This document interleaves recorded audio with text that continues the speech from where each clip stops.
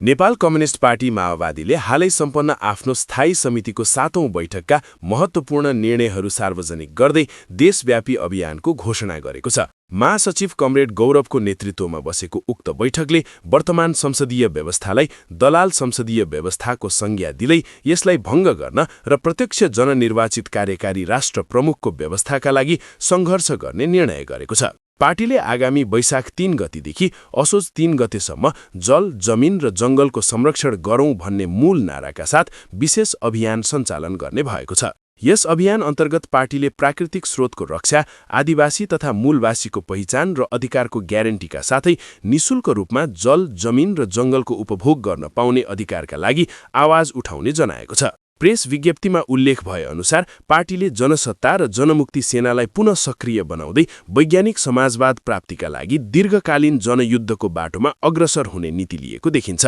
यसका साथै राष्ट्रियताका सवाल, एमसीसी र एसपीपी जस्ता वैदेशिक सम्झौताका विरुद्ध जनसङ्घर्ष गर्ने र केपी शर्मा ओली नेतृत्वको सरकारलाई बुझाइएको 41 बुँदे माग पूरा गराउन दबाब दिने निर्णय समेत गरिएको छ। पार्टीले आन्तरिक सुदृढीकरणका लागि गुटबन्दी र आत्मसमर्पणवाद विरुद्ध कडा कारबाही गर्ने चेतावनी दिँदै बालेन शाह नेतृत्वको सरकारका गतिविधिहरू तानाशाही शैलीको भएमा त्यसको कडा प्रतिवाद गर्ने उल्लेख गरेको छ। महिला, मुस्लिम, जनजाति र मजदुर किसानका हक हितका लागि सङ्घर्ष गर्ने प्रतिबद्धता जनाउँदै पार्टीले छरिएर रहेका पूर्व जनमुक्ति सेना र क्रान्तिकारी शक्तिहरूलाई एकीकृत गरी पार्टी सदस्यता प्रदान गर्ने र सङ्गठनलाई जनतासम्म लैजाने जनतामा जाउँ, जनतासँग सिक्ने अभियान सञ्चालन गर्ने लक्ष्य राखेको छ।